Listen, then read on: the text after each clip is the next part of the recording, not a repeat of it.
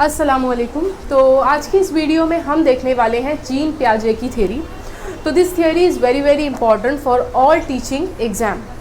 Okay, तो अगर हम थ्योरी की बात करें तो एक्चुअली इसके साथ दो थियोरीज़ और हैं, कोलबर्ग्स एंड वाइगॉस्की, बट वो हम आगे की जो हमारी वीडियोज़ आएगी हम उसमें कवर करेंगे। आज की इस वीडियो में सिर्फ हम जीन पियाजे की थ्योरी देखने वाले हैं। तो बात कर लेते हैं जीन पियाजे, जो कि एक फेमस साइकोलॉजिस्ट थे और इन्होंने इनकी जो थियोरी का नाम है वो है कॉग्निटिव डेवलपमेंट थियोरी, या फिर आप कह सकते हैं इंटेलेक्चुअल डेवलपमेंट। ओके, और जीन पियाजे ये कहते हैं जो बच्चा जो होता है बच्चे को इन्होंने क्या बोला है, लिटिल साइंटिस्ट बोला है। क्योंकि बच्चे जो होते हैं, कोई एक छोटे बच्चे को भी आप देख ले, अगर वो कोई भी चीज़ लिया होता है तो वो चाहता है कि वो उसे तोड़ कर देखे कि उसमें क्या है। यानी एक तरीके की बच्चा क्या करता है, कुछ जानने की कोशिश करता है।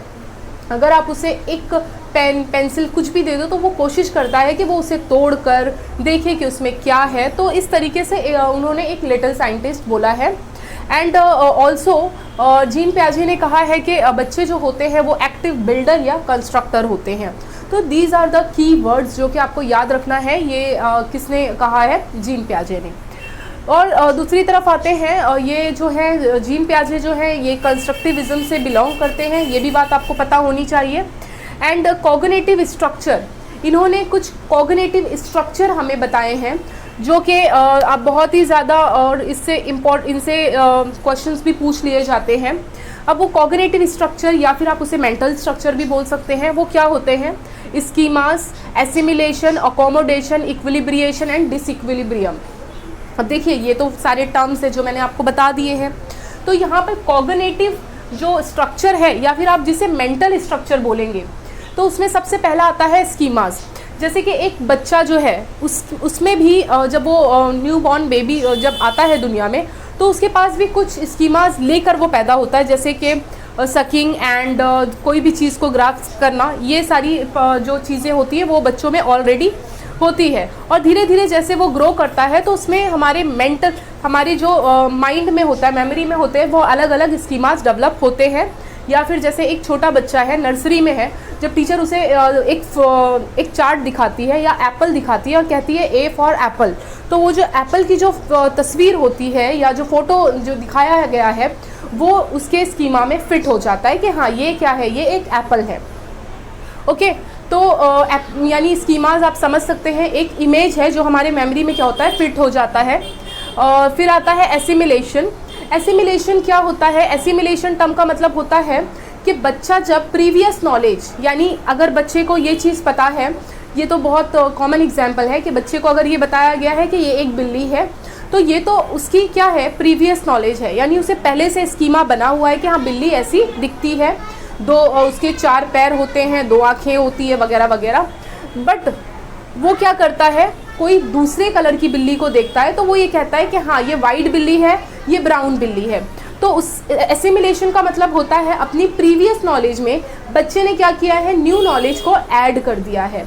तो उसे आप क्या कहेंगे, एसिमिलेशन। अब यहाँ पर मैंने कैट का एग्जाम्पल दिया है, बट बहुत सारी चीज़ें हो सकती है। आप फ्रूट्स के भी एग्जाम्पल ले सकते हैं कि जैसे एक ग्रेप्स बताया गया है बच्चों को, स्टार्टिंग में ग्रीन कलर का ग्रेप्स है, बट उसने जो ब्लैक कलर का ग्रेप्स होता है वो देखेगा तो वो बोलेगा ठीक है ये ग्रीन कलर का ग्रेप्स था, ये कौन सा है, ब्लैक कलर का है। यानी उसने अपनी प्रीवियस नॉलेज में न्यू नॉलेज को ऐड किया है। PK यानी प्रीवियस नॉलेज, न्यू के यानी न्यू नॉलेज। ओके, अब अकोमोडेशन क्या होता है? तो अकोमोडेशन का मतलब ये होता है previous knowledge plus new knowledge plus adjustment, modification and manipulate. मतलब अभी जो है बच्चे को ये दिखाया गया था ये एक बिल्ली है, तो ये स्कीमा है उसके माइंड में। अब उसके बाद उसने कोई अलग कलर की बिल्ली को देख लिया, ब्राउन, तो उसमें अपनी इंफॉर्मेशन उसने ऐड कर दी, that is called assimilation. But accommodation का मतलब ये होता है अब उसने बिल्ली की जगह पर किसी कुत्ते को देख लिया। अब वो ये सोचेगा ये कुत्ता शायद से बड़ी बिल्ली है, बट ऐसा नहीं होता है। उसे जब ये बताया जाता है ये बिल्ली नहीं बल्कि ये एक डॉग है, तो उसके अंदर क्या चीज़ क्रिएट होती है, एक डिसइक्विलिब्रियम क्रिएट हो जाता है। बट जब बच्चा क्या करता है, उस चीज़ को अपना लेता है, यानी कि उसे एडजस्ट कर लेता है, मॉडिफिकेशन कर लेता है और उसे मैनिपुलेट कर लेता है। क्योंकि हम क्या करते हैं, उनके अलग अलग फीचर्स को समझाते हैं कि बिल्ली में कौन से फीचर्स हैं, क्या है, उसमें क्या खूबी है, और इसमें दोनों में जब हम डिफरेंस समझाते हैं तो बच्चा क्या करता है, उस चीज़ को एडजस्ट कर लेता है या उसे मैनिपुलेट कर लेता है या फिर उसे क्या करता है, मॉडिफाइड कर लेता है। तो इस स्टेट को हम क्या कह देंगे, अकोमोडेशन। तो प्लीज़ ये 3 टर्म्स जो है, स्कीमा यानी कि जो इमेज है फिट है ऑलरेडी, एंड एसिमिलेशन यानी कि बच्चे ने प्रीवियस नॉलेज में न्यू नॉलेज को ऐड किया, एंड अकोमोडेशन यानी previous knowledge plus new knowledge plus उसने क्या किया है, चीज़ों को मॉडिफाई करना सीख गया है, एडजस्ट कर लिया या मैनिपुलेट। तो ये आपका आता है अकोमोडेशन में। और इक्विलिब्रियम यानी ये इक्वल मतलब बैलेंस, जब इक्वलिटी वाली कंडीशन होती है तो उसे हम कहते हैं इक्विलिब्रिएशन। ओके, तो I think these are the cognitive structure, या फिर आप इसे कह सकते हैं मेंटल स्ट्रक्चर। तो इस पे प्रैक्टिकली क्वेश्चन पूछ लिया जाता है कि एक लड़की है, उसे ये दिया गया, बाद में उसने अपनी प्रीवियस नॉलेज को ऐड कर लिया, तो वो कौन सा टर्म आपको डिफाइन कर देगा। तो आपको याद रखना है वो क्या है, एसिमिलेशन है। बिल्कुल, आप ये थियरी यहाँ से करने के बाद आप क्वेश्चन जब सॉल्व करेंगे तो प्रैक्टिकली जब आप क्वेश्चन सॉल्व करेंगे तो आपको बहुत ज़्यादा समझ में आएगा। ओके, अब हम बात कर लेते हैं स्टेजेस ऑफ कॉग्निटिव डेवलपमेंट। तो यहाँ पर देखिए टोटल 4 स्टेजेस हैं कॉग्निटिव डेवलपमेंट जो यहाँ पर दिया गया है, और ये चारों स्टेजेस बहुत ज़्यादा इंपॉर्टेंट है क्योंकि कभी कभी तो डायरेक्ट स्टेजेस के नाम दे दिए जाते हैं और पूछ लिया जाता है कि ये कौन से ईयर्स में बिलोंग करते हैं। जैसे कि फर्स्ट हमारा है सेंसरी मोटर। सेंसरी मोटर 0 से लेके 2 साल, इसके बीच में जो है ये आपका कौन सा स्टेज होता है बच्चों का, सेंसरी मोटर। देखिए सेंसरी से सेंसेस समझ में आता होगा आपको, और मोटर से आता है फिजिकल एक्टिविटी।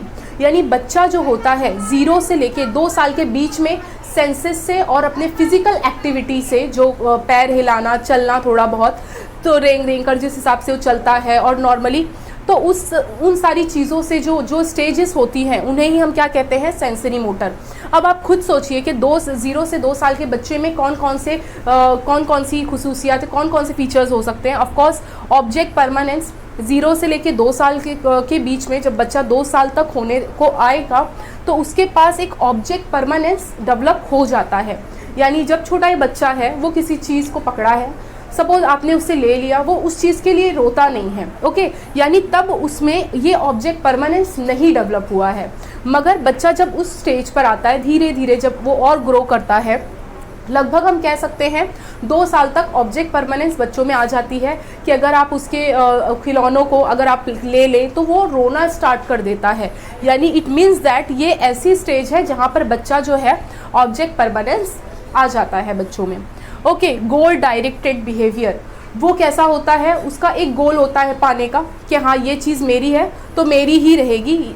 ओके, गोल डायरेक्टेड बिहेवियर करता है कि अगर कोई चीज़ उसे दे दी गई है तो वो क्या करेगा, वो उसको पाने की कोशिश करेगा और वो अपने बारे में ही वो सोचेगा। Okay, goal directed behaviour. And deferred imitation का मतलब ये होता है कि उसने घर में किसी को देखा कि सपोज़ उनकी मम्मी जो है वो चम्मच इस तरीके से किस तरीके से कुकिंग कर रही है, तो अगर नेक्स्ट टाइम अगर वो स्पून उनके हाथ में, बच्चे के हाथ में आ जाएगा तो वो भी उसी चीज़ की क्या करता है, नकल करता है। यानी डिफर्ड इमिटेशन भी यहाँ से बच्चों को आती है। And senses are teacher, of course senses, देखिए हम छोटी क्लास में पढ़ाया जाता है 5 हमारे सेंस ऑर्गन होते हैं, सेंसरी ऑर्गन। तो बच्चा जो होता है एक्चुअली जो उसमें जो सेंसेस होते हैं वही उसके एक्चुअल में क्या होते हैं, टीचर होते हैं।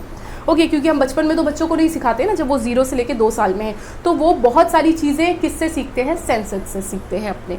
तो ये तो आपकी रही फर्स्ट स्टेज जो कि 0 से लेके 2 साल, याद रखनी है आपको। प्री ऑपरेशनल स्टेज, तो प्री ऑपरेशनल स्टेज कहाँ से कहाँ तक है, 2 से लेके 7 साल के बीच में जो 7 साल तक जो होगा वो आपका किस में आ जाएगा, प्री ऑपरेशनल स्टेज। तो इस स्टेज में लैक्स ऑफ लॉजिक, यानी बच्चों में लॉजिक नहीं होगा। अगर बच्चे को अगर आप एक 5 रुपीज़ को अगर आप चेंज करके देते हो तो 5 सिक्के बनते हैं 1 रुपये के, और एक 5 रुपये का उसको डॉलर दिया जाए तो बच्चा किसको ज़्यादा समझेगा, ऑफकोर्स वो कॉइन की तरफ समझेगा कि ये ज़्यादा अमाउंट है। तो उसके पास अभी तक लॉजिक नहीं है। ओके, फिर एनिमिज्म का मतलब ये होता है कि अगर बच्चे को सपोज़ किसी चीज़ से चोट लग जाती है, सपोज़ वो ज़मीन पर गिर जाता है और सपोज़ उसको चेयर से चोट लगती है और अगर उसकी मम्मी उसको उसके जो चेयर है उसको मार दे तो बच्चा क्या होता है, खुश हो जाता है। यानी उसे ये लगता है कि वो जो नॉन लिविंग थिंग, वो जो चेयर जो है उसे भी चोट लगती है। बच्चे का जो माइंड होता है वो इस तरह से काम करता है। एनिमिज्म का मतलब होता है। ईगोसेंट्रिज्म का मतलब होता है कि बच्चा जो है खुद को सेंटर में रखकर सोचता है। यानी अगर उसे कोई चीज़ पसंद है तो वो ये सोचता है कि सभी को ये चीज़ पसंद होगी, यानी वो खुद को सेंटर में रखकर सोचता है।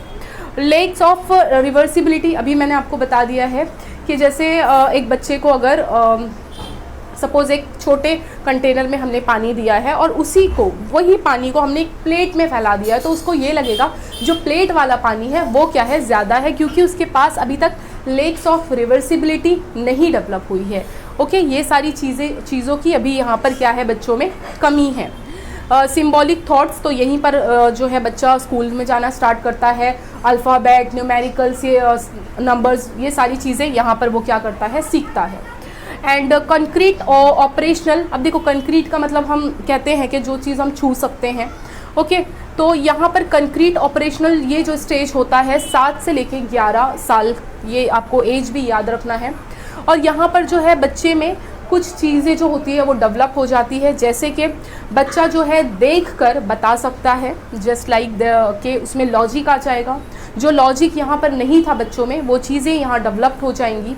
जैसे कि क्लासिफिकेशन बच्चा करना सीख जाएगा। क्लासिफिकेशन इन द सेंस, जैसे कि बहुत सारे चार्ट्स रखे हुए हैं, सर्कल के, स्क्वायर के, ट्रायंगल के, तो वो उनको क्लासीफाई कर सकता है। सर्कल को ले जाके सर्कल के डब्बे में डाल देगा, वो ट्रायंगल को ट्रायंगल की जगह पे रखेगा, स्क्वायर को स्क्वायर की जगह पर। और कंजर्वेशन का मतलब ये होता है, देखिए ये डायग्राम आप देख सकते हैं, जैसे कि इस प्लेट में देखिए कितने 5 कुछ भी समझ जाइए, सपोज 5 ग्रेप्स रखे हुए हैं। अब इसी ग्रेप्स को अगर आप नॉर्मली ऐसे अलग अलग करके रख दो तो भी बच्चा समझ सकता है कि बोथ आर, दोनों क्या हैं, इक्वल हैं। यानी किसी की शेप और साइज़ चेंज करने से उनकी क्वांटिटी पर कोई असर नहीं पड़ता है। बच्चे को ये चीज़ समझ में यहाँ पर आने लगेगी। सेरिएशन का मतलब ये होता है कि बच्चा जो है चीज़ों को असेंडिंग और डिसेंडिंग ऑर्डर में रखना सीख जाता है। यानी यहाँ पर उसको अच्छे से समझ आ चुकी है, जो कि वो क्या कर सकता है, क्लासिफिकेशन, कंजर्वेशन एंड सेरिएशन। तो ये 3 टर्म प्लीज़ याद रखना। वो यहाँ कहाँ पर डेवलप हो जाती है, कंक्रीट ऑपरेशनल में। अब आता है फॉर्मल ऑपरेशनल। तो फॉर्मल ऑपरेशनल ये जो है 11 से लेके 15 साल, और मैक्सिमम बच्चों की जो ग्रोथ होती है वो इसी पीरियड में, इसी ड्यूरेशन में हो जाती है बच्चों की। यहाँ पर बच्चों में जो है अब्स्ट्रैक्ट थिंकिंग आ जाती है। यानी बच्चा यहाँ पर बहुत सारी चीज़ें जो कि दिखाई तो नहीं दे रही हैं, बट वो लॉजिकली सोचने लगता है। जैसे कि आपने साइंस में कॉन्सेप्ट देखा होगा, फिज़िक्स के, केमिस्ट्री के, ऐसे बहुत सारे कॉन्सेप्ट्स हैं जो हमें लॉजिकली सोचना पड़ता है। तो ये सारी जो हाई पावर थिंकिंग हम कह सकते हैं वो यहाँ पर डेवलप्ड हो जाती है। तो ये सारे टर्म आप याद रख सकते हैं, abstract thinking, hypothetico, deductive reasoning, deductive, ये सारी चीज़ें यहाँ पर आ जाती है। जो कि एक जो कहते हैं ना, जो साइंस स्टूडेंट होते हैं, साइंटिस्ट होते हैं, उस तरीके से बच्चा जो है सोचना समझना स्टार्ट कर देता है इस एज में। ओके, अब ये तो हमारे स्टेजेस थे जो कि वेरी वेरी इंपॉर्टेंट। उसके अलावा प्याजे के जो 4 एलिमेंट्स भी हैं, जो कि इस एलिमेंट्स को भी इम्पॉर्टेंट बताया गया है यहाँ पर। मैच्योरेशन का मतलब होता है कि मैच्योरेशन बच्चों में डेवलप होनी ज़रूरी है, और मैच्योरेशन को इन्होंने बिलोंग करवाया है हेरिडिटी से, क्योंकि हेरिडिटी भी बहुत ज़्यादा इंपॉर्टेंट है। जो हमें हमारे जीन, मतलब हमारे मदर फादर के जीन से जो हमें हेरिडिटी मिलती है, तो बच्चा जो है, अगर मतलब बच्चे को सीखने के लिए मैच्योरेशन जो है वो भी मायने रखता है, क्यों वो जो उसके पास जो हेरिडिटी मिली है वो कैसी है, इस पर भी इन्होंने बहुत फोकस किया है। एक्सपीरियंस, ऑफ कोर्स, जब तक आप बच्चों को हम एक्टिवली कोई चीज़ कराते नहीं हैं तब तक ये चीज़ नहीं आने वाली। तो यहाँ पर इस चीज़ को भी थोड़ा इम्पोर्टेंट बताया गया है। सोशल इंटरेक्शन एंड इक्विलिब्रिएशन, तो ये तो 4 एलिमेंट्स हैं जो आप ये टर्म्स देख सकते हैं। बाकी जो आपको डीपली स्टडी, जो डीपली देखना है, सारे इंपॉर्टेंट पॉइंट्स वो ये हैं, स्टेजेस हैं और स्कीमाज, एसिमिलेशन, अकोमोडेशन। तो इस पर क्वेश्चन बहुत बार, इवन हर साल पेपर में पूछे जाते हैं। Okay, so this theory is very very important. Thank you.